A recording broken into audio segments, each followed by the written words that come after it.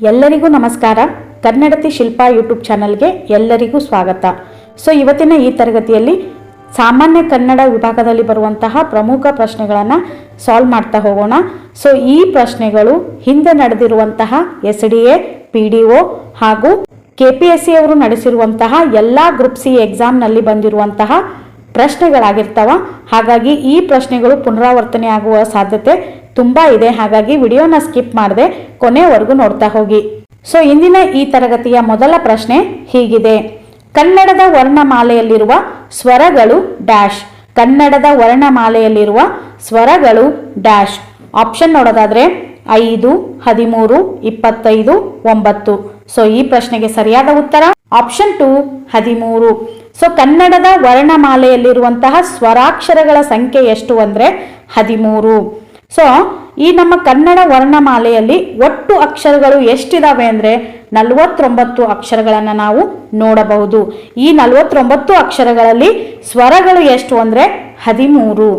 ಸ್ವರಗಳು 13, ವ್ಯಂಜನಗಳು ಎಷ್ಟು ಅಂದ್ರೆ 34 ಹಾಗೂ ಯೋಗವಾಹಗಳು ಎಷ್ಟು ಅಂದ್ರೆ 2. ಒಟ್ಟು ವರ್ಣಮಾಲೆಯಲ್ಲಿರುವಂತಹ ಅಕ್ಷರಗಳು 49, ಅದರಲ್ಲಿ ಸ್ವರಾಕ್ಷರಗಳು ಎಷ್ಟು ಅಂದ್ರೆ 13. ಇನ್ನು 5 ಅಂತಿದೆ ಆಪ್ಷನ್ 1. ಇದು ಕನ್ನಡ ವರ್ಣಮಾಲೆಯಲ್ಲಿರುವಂತಹ ಅನುನಾಸಿಕಗಳ ಸಂಖ್ಯೆ ಎಷ್ಟು ಅಂದ್ರೆ 5.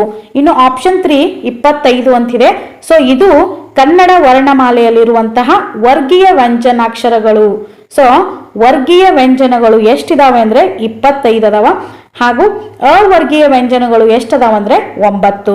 25 ವರ್ಗೀಯ ವ್ಯಂಜನಗಳು ಹಾಗೂ 9 ಅವರ್ಗೀಯ ವ್ಯಂಜನಗಳು ಸೇರಿ ಒಟ್ಟು 34 ವ್ಯಂಜನಾಕ್ಷರಗಳನ್ನು ನಾವು ಕನ್ನಡ ವರ್ಣಮಾಲೆಯಲ್ಲಿ ನೋಡಬಹುದಾಗಿದೆ. ನೆಕ್ಸ್ಟ್ ಪ್ರಶ್ನೆ, ಎರಡನೇ ಪ್ರಶ್ನೆ, ಗುಣವಾಚಕ ಪದಕ್ಕೆ ಉದಾಹರಣೆ. ಗುಣವಾಚಕ ಪದಕ್ಕೆ ಈ ಕೆಳಗೆ ಕೊಟ್ಟಿರುವಂತಹ ಆಪ್ಷನ್ಗಳಲ್ಲಿ ಯಾವುದು ಉದಾಹರಣೆಯಾಗಿದೆ ಅನ್ನೋದು ಪ್ರಶ್ನೆ ಇದೆ. ಆಪ್ಷನ್ ನೋಡೋದಾದ್ರೆ ಹಳತು, ಹಲವು, ಹತ್ತು, ಹಿರಿಮೆ. ಈ ಪ್ರಶ್ನೆಗೆ ಸರಿಯಾದ ಉತ್ತರ ಆಪ್ಷನ್ 1, ಹಳತು. ಗುಣವಾಚಕ ಅಂದ್ರೆ ಏನು? ಒಂದು ವಸ್ತುವಿನ ಗುಣ ಸ್ವಭಾವವನ್ನ ಹೇಳುವಂತಹ ಪದಗಳಿಗೆ ನಾವು ಗುಣವಾಚಕಗಳು ಅಂತ ಹೇಳಿ ಕರಿತೀವಿ. ಹಾಗಾಗಿ ಹಳತು ಅನ್ನುವಂತಹ ಪದ ಏನ್ ಅರ್ಥ ಹೊಂದಿದೆ ಅಂದ್ರೆ ಹಳೆಯ ಅನ್ನುವಂತಹ ಅರ್ಥವನ್ನ ಹೊಂದಿದೆ. ಫಾರ್ ಎಕ್ಸಾಂಪಲ್, ನನ್ನ ಹತ್ತಿರ ಆ ಕಾಲದಲ್ಲಿ ಉಪಯೋಗ ಮಾಡುತ್ತಿರುವಂತಹ ಹಳೆಯದಾದ ಪೆನ್ನು ಇದೆ ಅಂತೇಳಿ ಹೇಳುವಾಗ ಹಳೆಯ ಅನ್ನುವಂತಹ ಪೆನ್ನು ಆ ವಸ್ತುವಿನ ಗುಣ ಸ್ವಭಾವವನ್ನ ಅಥವಾ ಗುಣ ಸ್ವರೂಪವನ್ನ ಹೇಳುವಂತಹ ಪದವಾಗಿರುತ್ತದೆ. ಹಾಗಾಗಿ ಹಳತು ಅನ್ನುವಂತಹ ಪದ ಗುಣವಾಚಕ ಪದಕ್ಕೆ ಉದಾಹರಣೆಯಾಗಿದೆ. ಇನ್ನು ಹಲವು ಅನ್ನೋದು ಪರಿಮಾಣ ವಾಚಕಕ್ಕೆ ಉದಾಹರಣೆಯಾಗಿದೆ. ಹಲವು, ಕೆಲವು, ಅಷ್ಟು, ಇಷ್ಟು ಇವೆಲ್ಲವೂ ಪರಿಮಾಣ ವಾಚಕಕ್ಕೆ ಉದಾಹರಣೆಗಳಾಗಿವೆ. ಇನ್ನು ಹತ್ತು ಅನ್ನೋದು ಇದು ಸಂಖ್ಯಾವಾಚಕಕ್ಕೆ ಉದಾಹರಣೆಯಾಗಿದೆ. ಹಿರಿಮೆ ಅನ್ನುವಂಥದ್ದು ಭಾವಗಳಿಗೆ ವ್ಯಕ್ತಪಡಿಸುವಂತಹ ಪದವಾಗಿದೆ. ಹಿರಿಯದರ ಭಾವ ಹಿರಿಮೆ, ಕಿರಿಯದರ ಭಾವ ಕಿರಿಮೆ, ಬಿಳಿಯದರ ಭಾವ ಬಿಳುಪು, ಕರಿಯದರ ಭಾವ ಕಪ್ಪು. ಈ ರೀತಿ ಭಾವನಾಮಗಳಿಗೆ ಉದಾಹರಣೆ ಯಾವುದು ಅಂದ್ರೆ ಹಿರಿಮೆ. ಮೂರನೇ ಪ್ರಶ್ನೆ, ತಂದೆಗೆ ಪತ್ರ ಬರೆಯುವಾಗ ಬಳಸುವ ಸಂಬೋಧನೆಯ ಪದ ಯಾವುದು? ತಂದೆಗೆ ಪತ್ರ ಬರೆಯುವಾಗ ಬಳಸುವಂತಹ ಸಂಬೋಧನೆ ಪದ ಯಾವುದು? ಆಪ್ಷನ್ ನೋಡೋದಾದ್ರೆ ಪಿತೃಶ್ರೀ, ಪ್ರೀತಿಯ ತಂದೆಗೆ, ತೀರ್ಥರೂಪ, ಪ್ರೀತಿಯ. ಈ ಕೊಟ್ಟಂತಹ ಆಪ್ಷನ್ ನಲ್ಲಿ 4 ಕೂಡ ತಂದೆಗೆ ಬಳಸುವಂತಹ ಪದಗಳೇ ಆಗಿವೆ. ತಂದೆಗೆ ಪತ್ರ ಬರೆಯುವಾಗ ಬಳಸುವಂತಹ ಪದಗಳೇ ಆಗಿವೆ. ಆದರೆ ಪತ್ರ ಲೇಖನದಲ್ಲಿ ಬಳಸುವಂತಹ ಪದ ಯಾವುದು ಅಂದ್ರೆ ತೀರ್ಥರೂಪ. ತೀರ್ಥರೂಪ ತಂದೆಯವರಿಗೆ ಅಂತ ಹೇಳಿ ಸ್ಟಾರ್ಟ್ ಮಾಡಬೇಕಾಗುತ್ತೆ. ಹಾಗಾಗಿ ತಂದೆಗೆ ಪತ್ರ ಬರೆಯುವಾಗ ಬಳಸುವಂತಹ ಸಂಬೋಧನೆಯ ಪದ ಯಾವುದು ಅಂದ್ರೆ ತೀರ್ಥರೂಪ ಅನ್ನುವಂಥದ್ದು ಸರಿಯಾದ ಉತ್ತರವಾಗಿದೆ. ನೆಕ್ಸ್ಟ್ 4ನೇ ಪ್ರಶ್ನೆ, ಉತ್ತಮ ಪುರುಷ ಸರ್ವನಾಮ ಪದ ಡ್ಯಾಶ್. ಉತ್ತಮ ಪುರುಷ ಸರ್ವನಾಮ ಪದ ಡ್ಯಾಶ್. ಆಪ್ಷನ್ ನೋಡೋದಾದ್ರೆ ತಾನು, ನೀನು, ನಾನು, ಅವನು. ಈ ಪ್ರಶ್ನೆಗೆ ಸರಿಯಾದ ಉತ್ತರ ಆಪ್ಷನ್ 3, ನಾನು. ನಾನು, ನಾವು ಅನ್ನುವಂತಹ ಪದಗಳು ಇವು ಉತ್ತಮ ಪುರುಷ ಸರ್ವನಾಮಕ್ಕೆ ಉದಾಹರಣೆಗಳಾಗಿವೆ. ಇನ್ನು ತಾನು, ತಾವು ಅನ್ನುವಂತಹ ಪದಗಳು ಆತ್ಮಾರ್ಥಕ ಸರ್ವನಾಮಕ್ಕೆ ಉದಾಹರಣೆಗಳಾಗಿವೆ. ಇನ್ನು ನೀವು ನೀನು ಅನ್ನುವಂತಹ ಪದ ಮಧ್ಯಮ ಪುರುಷಕ್ಕೆ ಉದಾಹರಣೆಗಳಾಗಿವೆ. ಇನ್ನು ಅವನು ಅನ್ನುವಂತಹ ಪದ ಇದು ಸರ್ವನಾಮಕ್ಕೆ ಉದಾಹರಣೆಯಾಗಿದೆ. ಸೊ ಇಲ್ಲಿ ಕೊಟ್ಟಂತಹ ಆಪ್ಷನ್ಗಳಲ್ಲಿ ಉತ್ತಮ ಪುರುಷ ಸರ್ವನಾಮ ಪದ ಯಾವುದು ಅಂದ್ರೆ ನಾನು. 5ನೇ ಪ್ರಶ್ನೆ, ದ್ವಿರುಕ್ತಿಗೆ ಉದಾಹರಣೆ ಡ್ಯಾಶ್. ದ್ವಿರುಕ್ತಿಗೆ ಉದಾಹರಣೆ ಡ್ಯಾಶ್. ಈ ಕೆಳಗೆ ಕೊಟ್ಟಿರುವಂತಹ 4 ಆಪ್ಷನ್ಗಳಲ್ಲಿ ದ್ವಿರುಕ್ತಿ ಪದ ಯಾವುದು? ಸೊ ಆಪ್ಷನ್ ನೋಡೋದಾದ್ರೆ ಧಗಧಗ, ಹಾಲ್ಜೇನು, ಮೆಲ್ಲ ಮೆಲ್ಲಗೆ, ದೇವಾಲಯ. ಸೊ ಈ ಪ್ರಶ್ನೆಗೆ ಸರಿಯಾದ ಉತ್ತರ ಆಪ್ಷನ್ 3 ಮೆಲ್ಲ ಮೆಲ್ಲನೆ. ಸೊ ದ್ವಿ ಅಂದ್ರನೇ 2. ಸೊ ದ್ವಿ ಅಂದ್ರೆ 2. ಸೊ ಒಂದೇ ಪದ 2 ಸಾರಿ ಬಳಕೆಗೆ ಬಂತು ಅಂದ್ರೆ ಅದನ್ನ ನಾವು ದ್ವಿರುಕ್ತಿ ಅಂತ ಹೇಳಿ ಕರಿತೀವಿ. ಸೊ ಮೆಲ್ಲಗೆ ಮೆಲ್ಲಗೆ, ಮೆಲ್ಲಗೆ ಮೆಲ್ಲಗೆ ಅನ್ನುವಂತಹ ಪದ 2 ಸಾರಿ ಬಳಕೆಗೆ ಬಂದಿದೆ ಹಾಗೂ ಇದು ಅರ್ಥವನ್ನ ಹೊಂದಿದೆ. ಸೊ ಒಂದೇ ಪದ 2 ಸಾರಿ ಬಳಕೆಗೆ ಬಂದು ಅದು ಒಂದು ಅರ್ಥಪೂರ್ಣವಾದ ಅರ್ಥವನ್ನ ಹೊಂದಿತ್ತು ಅಂದ್ರೆ ಅದನ್ನ ನಾವು ದ್ವಿರುಕ್ತಿ ಅಂತ ಹೇಳಿ ಕರಿತೀವಿ. ಸೊ ಮೆಲ್ಲಗೆ ಮೆಲ್ಲಗೆ, ಮೆಲ್ಲ ಮೆಲ್ಲಗೆ ಅನ್ನುವಂಥದ್ದು ಇದು ದ್ವಿರುಕ್ತಿಗೆ ಉದಾಹರಣೆಯಾಗಿದೆ. ಇನ್ನು ಧಗಧಗ ಅನ್ನುವಂತಹ ಪದ ಇದು ಅನುಕರಣಾ ವ್ಯಯಕ್ಕೆ ಉದಾಹರಣೆಯಾಗಿದೆ. ಹಾಲ್ಜೇನು ಅನ್ನುವಂತಹ ಪದ ಇದು ಜೋಡಿ ನುಡಿಯಾಗಿದೆ. ಹಾಲು ಜೇನು ಇದು ಜೋಡಿ ಪದವಾಗಿದೆ. ಇನ್ನು ದೇವಾಲಯ ಅನ್ನುವಂತಹ ಪದ ಇದು ರೂಢಿಯಿಂದ ಬಂದಂತಹ ಪದವಾಗಿದೆ. 6ನೇ ಪ್ರಶ್ನೆ, ವ್ಯಾಪಾರಿ ಪದದ ತದ್ಭವ ರೂಪ ಡ್ಯಾಶ್. ವ್ಯಾಪಾರಿ ಪದದ ತದ್ಭವ ರೂಪ ಡ್ಯಾಶ್. ಆಪ್ಷನ್ ನೋಡೋದಾದ್ರೆ ಬೇಹಾರಿ, ಬಿಹಾರಿ, ವರ್ತಕ, ವ್ಯವಹಾರಿಕ. ಸೊ ಈ ಪ್ರಶ್ನೆಗೆ ಸರಿ ಉತ್ತರ ಆಪ್ಷನ್ 1 ಬೇಹಾರಿ. ವ್ಯಾಪಾರಿ ಪದದ ತದ್ಭವ ರೂಪ ಬೇಹಾರಿ. 7ನೇ ಪ್ರಶ್ನೆ, ಕಳುವ್ಯಾರೆ ಪದದ ಗ್ರಾಂಥಿಕ ರೂಪ ಯಾವುದು? ಕಳುವ್ಯಾರೆ ಪದದ ಗ್ರಾಂಥಿಕ ರೂಪ ಯಾವುದು? ಆಪ್ಷನ್ ನೋಡೋದಾದ್ರೆ ಕಳಿಸ್ಯಾರೆ, ಕಳುಹಿಸಿದ್ದಾರೆ, ಕುಂತವಳೆ, ಕಳಿಸು. ಸೊ ಈ ಪ್ರಶ್ನೆಗೆ ಸರಿ ಉತ್ತರ ಆಪ್ಷನ್ 2 ಕಳುಹಿಸಿದ್ದಾರೆ. ಕಳುವ್ಯಾರೆ ಪದದ ಗ್ರಾಂಥಿಕ ರೂಪ ಯಾವುದು ಅಂದ್ರೆ ಕಳುಹಿಸಿದ್ದಾರೆ. ನೆಕ್ಸ್ಟ್ 8ನೇ ಪ್ರಶ್ನೆ, ಜೋಡು ನುಡಿ ಪದ ಗುರುತಿಸಿ. ಈ ಕೆಳಗೆ ಕೊಟ್ಟಿರುವಂತಹ ಆಪ್ಷನ್ಗಳಲ್ಲಿ ಜೋಡಿ ನುಡಿ ಯಾವುದು ಅನ್ನೋದನ್ನ ಗುರುತಿಸಬೇಕು. ಸೊ ಆಪ್ಷನ್ ನೋಡೋದಾದ್ರೆ ಬೇಗ ಬೇಗ, ಚುಟು ಚುಟು, ಮಕ್ಕಳು ಮರಿ, ತುತ್ತ ತುದಿ. ಸೊ ಈ ಪ್ರಶ್ನೆಗೆ ಸರಿಯಾದ ಉತ್ತರ ಆಪ್ಷನ್ 3 ಮಕ್ಕಳು ಮರಿ. ಸೊ ಮಕ್ಕಳು ಮರಿ ಯಾಕಾಗುತ್ತೆ ಅಂದ್ರೆ ಜೋಡಿಯಾಗಿ ಬಂದಂತಹ ಪದಗಳಾಗಿವೆ. ಸೊ ಮಕ್ಕಳು ಅನ್ನುವಂತಹ ಪದ ಬೇರೆ, ಮರಿ ಅನ್ನುವಂತಹ ಪದ ಬೇರೆ. ಸೊ ಮಕ್ಕಳು ಮರಿಯುವುದು ಜೋಡಿ ಪದಕ್ಕೆ ಉದಾಹರಣೆಯಾಗಿದೆ. ಸೊ ಇಲ್ಲಿ ಬೇಗ ಬೇಗ ಅಂತಿದೆ ಆಪ್ಷನ್ 1. ಸೊ ಬೇಗ ಬೇಗ ಅನ್ನುವಂತಹ ಪದ ಒಂದೇ ಪದ 2 ಸಾರಿ ಬಳಕೆಗೆ ಬಂದಿದೆ, ಹಾಗಾಗಿ ಇದನ್ನ ನಾವು ದ್ವಿರುಕ್ತಿ ಅಂತ ಹೇಳಿ ಕರಿತೀವಿ.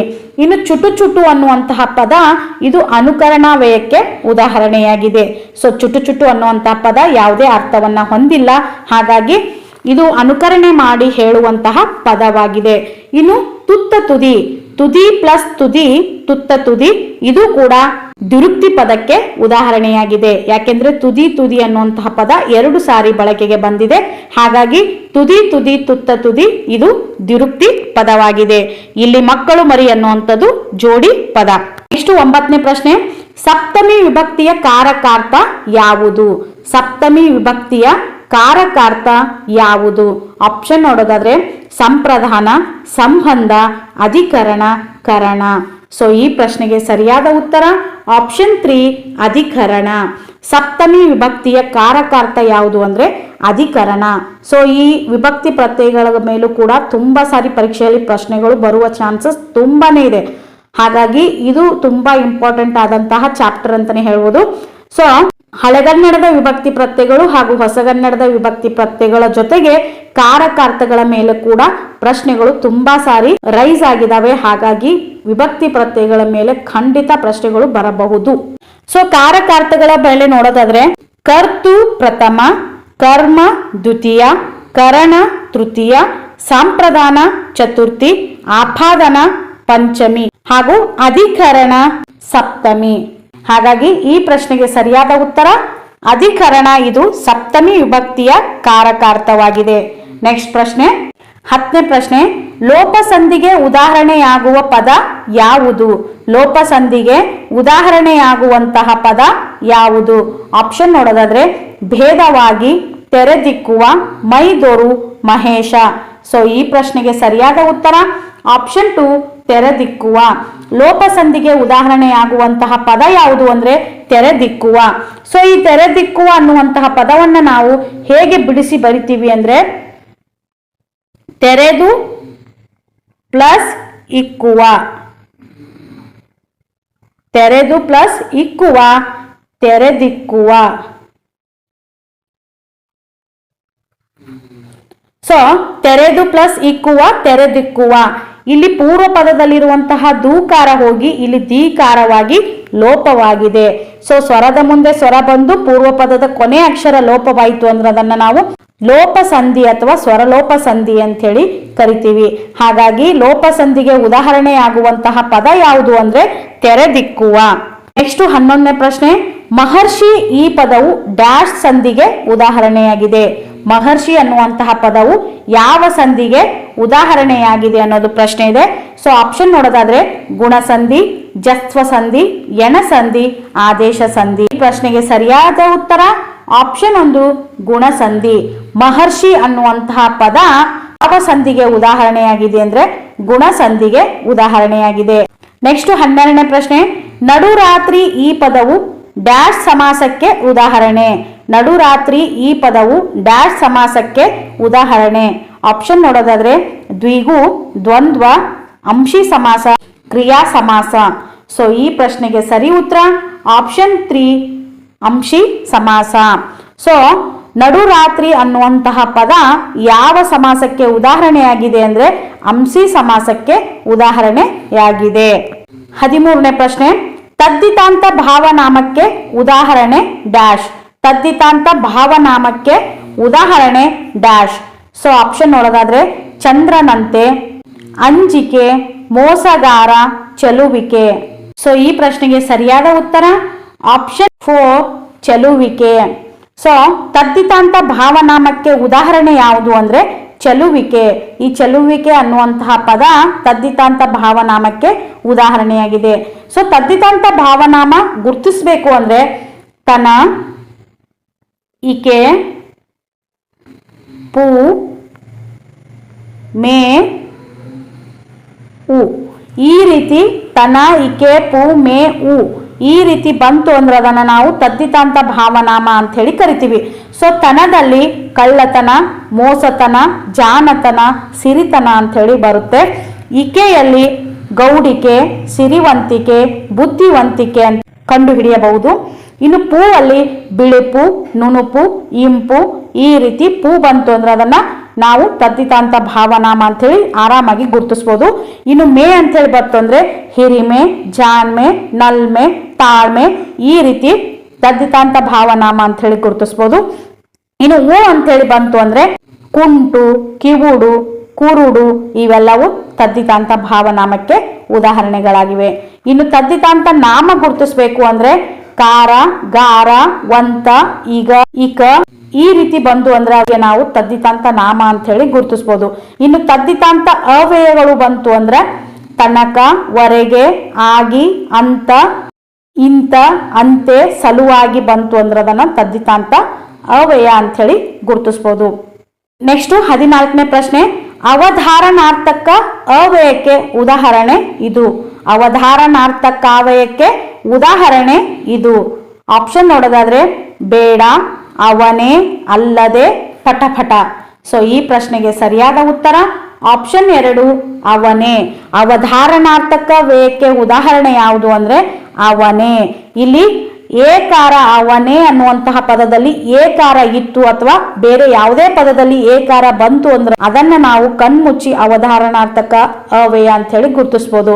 ಸೊ ಫಾರ್ ಎಕ್ಸಾಂಪಲ್, ಅವನೇ ನನ್ನ ಸ್ನೇಹಿತ, ಅದುವೇ ನನ್ನ ಶಾಲೆ, ಅವರೇ ನನ್ನ ಪಾಲಕರು. ಸೊ ಈ ರೀತಿ ಏಕಾರ ಬಂತು ಅಂದ್ರೆ ಅದನ್ನ ನಾವು ಅವಧಾರಣಾರ್ಥಕ ಅವ್ಯಯ ಅಂತ ಹೇಳಿ ಆರಾಮಾಗಿ ಗುರುತಿಸ್ಬೋದು.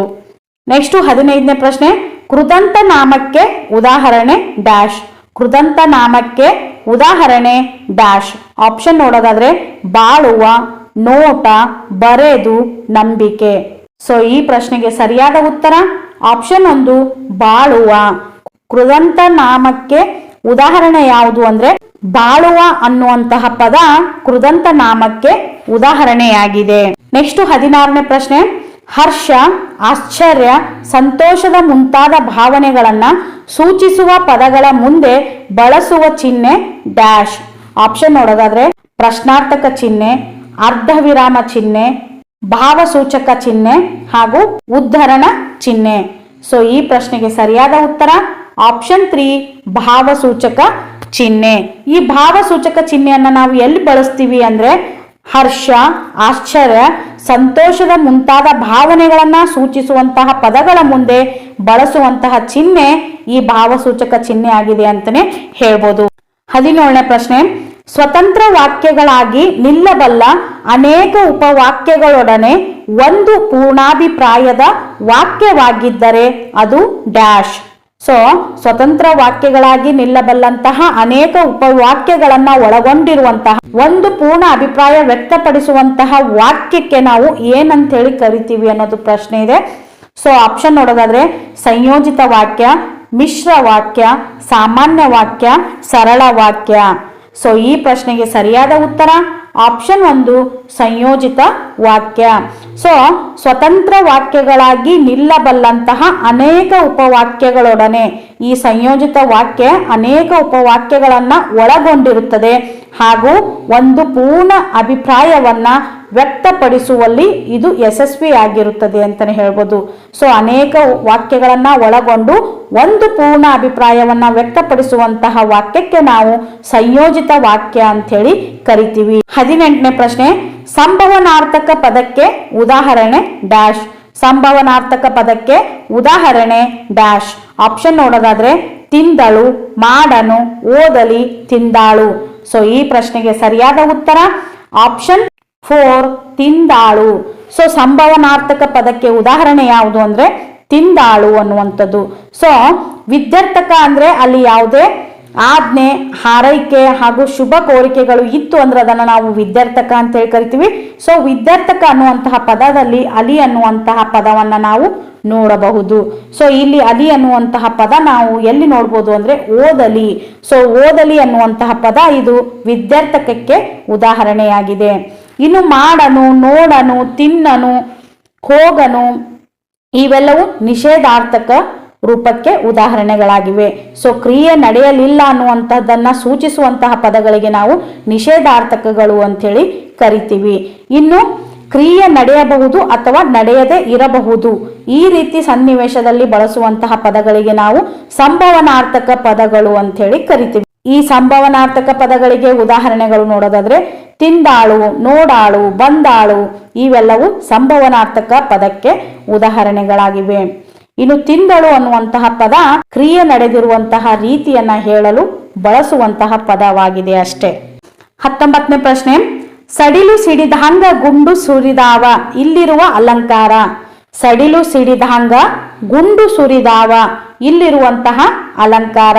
ಆಪ್ಷನ್ ನೋಡೋದಾದ್ರೆ ರೂಪಕ ಅಲಂಕಾರ, ದೃಷ್ಟಾಂತ ಅಲಂಕಾರ, ಉಪಮಾ ಅಲಂಕಾರ, ಉತ್ಪ್ರೇಕ್ಷ ಅಲಂಕಾರ. ಸೊ ಈ ಪ್ರಶ್ನೆಗೆ ಸರಿಯಾದ ಉತ್ತರ ಆಪ್ಷನ್ 3 ಉಪಮಾ ಅಲಂಕಾರ. ಸೊ ಉಪಮಾ ಅಲಂಕಾರ ಅಂದ್ರೆ ಎರಡು ವ್ಯಕ್ತಿ ಅಥವಾ ಎರಡು ವಸ್ತುಗಳ ಮಧ್ಯೆ ಹೋಲಿಕೆ ಇತ್ತು ಅಂದ್ರೆ ಅದನ್ನ ನಾವು ಉಪಮಾ ಅಲಂಕಾರ ಅಂತ ಹೇಳಿ ಕರಿತೀವಿ. ಸೊ ಈ ವಾಕ್ಯ ಸಡಿಲು ಸಿಡಿದಾಂಗ ಗುಂಡು ಸುರಿದಾವ ಅನ್ನುವಂತಹ ಪದ ಇದು ಉಪಮಾ ಅಲಂಕಾರಕ್ಕೆ ಉದಾಹರಣೆಯಾಗಿದೆ. ನೆಕ್ಸ್ಟ್ 20ನೇ ಪ್ರಶ್ನೆ, ಗುರು ಲಘು ನಡುವಿರೆ ಡ್ಯಾಶ್ ಗಣ. ಗುರು ಲಘು ನಡುವಿರೆ ಡ್ಯಾಶ್ ಗಣ. ಸೊ ಭಯಗಣನ, ಸತಗಣನ, ಮನಗಣನ, ಜರಗಣನ. ಸೊ ಈ ಪ್ರಶ್ನೆಗೆ ಸರಿಯಾದ ಉತ್ತರ ಆಪ್ಷನ್ 4 ಜರಗಣ. ಗುರು ಲಘು ನಡುವಲ್ಲಿ ಇತ್ತು ಅಂದ್ರೆ ಅದನ್ನ ನಾವು ಜರಗಣ ಅಂತ ಹೇಳಿ ಕರಿತೀವಿ. ಸೊ ಈ ಗುರು ಲಘುಗಳ ಮೇಲೂ ಕೂಡ ಪ್ರಶ್ನೆಗಳು ಬರುತ್ತವೆ ಅಂತಾನೆ ಹೇಳ್ಬೋದು. ಸೊ ಇದನ್ನ ಒಂದು ಪದ್ಯದ ರೀತಿಯಲ್ಲೇ ನೆನಪಿಟ್ಕೊಳ್ಳೋದಕ್ಕೆ ಸಾಧ್ಯ. ಆ ಪದ್ಯ ಯಾವುದು ಅಂದ್ರೆ ಗುರು ಲಘು ಮೂರಿರೆ ಮನಗಣ, ಗುರು ಲಘು ಮೊದಲಲ್ಲಿ ಬರಲು ಭಯಗಣ, ಗುರು ಲಘು ನಡುವಲ್ಲಿ ಬರಲು ಜರಗಣ, ಗುರು ಲಘು ಕೊನೆಯಲ್ಲಿ ಬರಲು ಸತಗಣ. ಈ ರೀತಿ ನೀವು ನೆನಪಿಟ್ಕೊಂಡ್ರಿ ಅಂದ್ರೆ ಖಂಡಿತ ಯಾವುದೇ ಗಣ ಕೇಳಿದ್ರು ಕೂಡ ನಿಮ್ಮ ಕೈಯಿಂದ ಅಂಕಗಳು ತಪ್ಪೋದಿಕ್ಕೆ ಸಾಧ್ಯವಿಲ್ಲ. ನೆಕ್ಸ್ಟ್ 21ನೇ ಪ್ರಶ್ನೆ, ಹಳಗನ್ನಡದ ಇವರಂ ಇದು ಯಾವ ವಿಭಕ್ತಿ. ಹಳೆಗನ್ನಡದ ಇವರಂ ಇದು ಯಾವ ವಿಭಕ್ತಿ. ಆಪ್ಷನ್ ನೋಡೋದಾದ್ರೆ ಸಪ್ತಮಿ, ಪ್ರಥಮ, ದ್ವಿತೀಯ, ಪಂಚಮಿ. ಸೊ ಈ ಪ್ರಶ್ನೆಗೆ ಸರಿಯಾದ ಉತ್ತರ ಆಪ್ಷನ್ 3 ದ್ವಿತೀಯ. ಸೊ ಇವರಂ ಅನ್ನುವಂತಹ ಪದ ಇದು ಯಾವ ವಿಭಕ್ತಿ ಅಂದ್ರೆ ಹಳೆಗನ್ನಡದ ದ್ವಿತೀಯ ವಿಭಕ್ತಿ ಪ್ರತ್ಯಯವಾಗಿದೆ. ಸೊ ವಿಭಕ್ತಿ ಪ್ರತ್ಯಯಗಳು ತುಂಬಾ ಇಂಪಾರ್ಟೆಂಟ್ ಅಂತಾನೆ ಹೇಳ್ಬೋದು. ಸೊ ಪ್ರಥಮ ಬಂತು ಅಂದ್ರೆ ಮ, ದ್ವಿತೀಯ ಬಂತು ಅಂದ್ರೆ ಅಂ, ತೃತೀಯ ಬಂತು ಅಂದ್ರೆ ಇಂ, ಚತುರ್ಥಿ ಬಂತು ಅಂದ್ರೆ ಗೆ ಕೆ, ಪಂಚಮಿ ಬಂತು ಅಂದ್ರೆ ಅತ್ತಣಿಂ, ಹಾಗೂ ಷಷ್ಠಿ ಬಂತು ಅಂದ್ರೆ ಅ, ಹಾಗೂ ಸಪ್ತಮಿ ಬಂತು ಅಂದ್ರೆ ವಳ್. ಸೊ ಕನ್ನಡದಲ್ಲಿರುವಂತಹ ವಿಭಕ್ತಿ ಪ್ರತ್ಯಯಗಳ ಸಂಖ್ಯೆ ಎಷ್ಟು ಅಂದ್ರೆ 7. ಅವುಗಳು ಯಾವುವು ಅಂದ್ರೆ ಪ್ರಥಮವು ದ್ವಿತೀಯ ಅನ್ನು, ತೃತೀಯ ಇಂದ ಚತುರ್ಥಿ ಗೆ ಕೆಗೆ, ಪಂಚಮಿ ದೆಸೆಯಿಂದ ಷಷ್ಠಿ ಅ, ಹಾಗೂ ಸಪ್ತಮಿ ಅಲ್ಲಿ. ಸೊ ಇದು ಕನ್ನಡದ ವಿಭಕ್ತಿ ಪ್ರತ್ಯಯಗಳಾದವು. ಇನ್ನು ಹಳೆಗನ್ನಡದ ವಿಭಕ್ತಿ ಪ್ರತ್ಯಯಗಳು ನೋಡೋದಾದ್ರೆ ಪ್ರಥಮ ಮ, ದ್ವಿತೀಯ ಅಂ, ತೃತೀಯ ಇಂ, ಚತುರ್ಥಿ ಗೆ ಕೆ, ಪಂಚಮಿ ಅತ್ತಣಿಂ, ಷಷ್ಠಿ ಅ, ಹಾಗೂ ಸಪ್ತಮಿ ವಳ್. ಇವು ಹಳೆಗನ್ನಡದ ವಿಭಕ್ತಿ ಪ್ರತ್ಯಯಗಳು ಅಂತಾನೆ ಹೇಳ್ಬೋದು. ಇನ್ನು ಕಾರಕಾರ್ಥಗಳ ಮೇಲೂ ಕೂಡ ಪ್ರಶ್ನೆಗಳು ಬರ್ತಾವ, ಅವು ಕೂಡ ಒಂದ್ಸಾರಿ ನೀವು ನೆನ್ಪಿಟ್ಕೋರಿ. ನೆಕ್ಸ್ಟ್ 22ನೇ ಪ್ರಶ್ನೆ, ಕೊಂದನು ಕ್ರಿಯಾಪದದ ಮೂಲ ರೂಪ ಯಾವುದು? ಕೊಂದನು ಕ್ರಿಯಾಪದದ ಮೂಲ ರೂಪ ಯಾವುದು? ಆಪ್ಷನ್ ನೋಡೋದಾದ್ರೆ ಕೊಲ್ಲು, ಕೊಡು, ಕೊಂದ, ಕೊಂದಿತು. ಸೊ ಈ ಪ್ರಶ್ನೆಗೆ ಸರಿಯಾದ ಉತ್ತರ ಆಪ್ಷನ್ 1 ಕೊಲ್ಲು. ಕೊಂದನು ಅನ್ನುವಂತಹ ಪದದ ಕ್ರಿಯಾರೂಪ ಯಾವುದು ಅಂದ್ರೆ ಕೊಲ್ಲು. ಸೊ ಕ್ರಿಯಾರೂಪ ಅಂದ್ರೆ ಏನು? ಸೊ ಕ್ರಿಯಾರೂಪ ಅಂದ್ರೆ ಕ್ರಿಯಾಪದದ ಮೂಲ ರೂಪವನ್ನ ನಾವು ಕ್ರಿಯಾ ಪ್ರಕೃತಿ ಅಥವಾ ಧಾತು ಅಂತ ಹೇಳಿ ಕರಿತೀವಿ. ಮಾಡು ಅನ್ನುವಂತಹ ಧಾತುವಿಗೆ ವನು ಹಚ್ಚಿದರೆ ಮಾಡುವನು ಅಂತ ಹೇಳಿ ಅರ್ಥ ಹೊಂದುತ್ತೆ. ಅದೇ ರೀತಿ ಕೊಲ್ಲು ಅನ್ನುವಂತಹ ಪದಕ್ಕೆ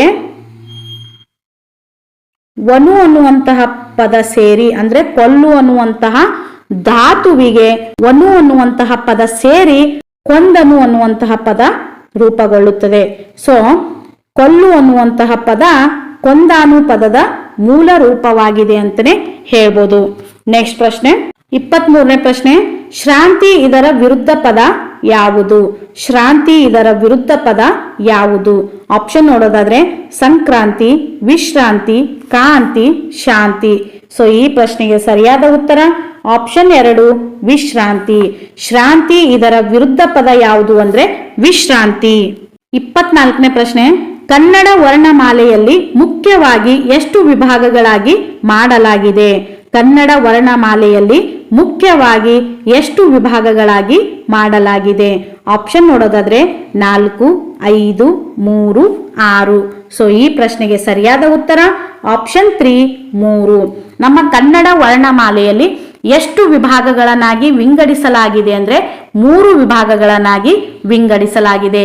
ಅವುಗಳು ಯಾವುವು ಅಂದ್ರೆ ಮೊದಲನೇ ಭಾಗ ಸ್ವರ, ಎರಡನೇದು ವ್ಯಂಜನ, ಹಾಗೂ ಮೂರನೇದು ಯೋಗವಾಹಗಳು.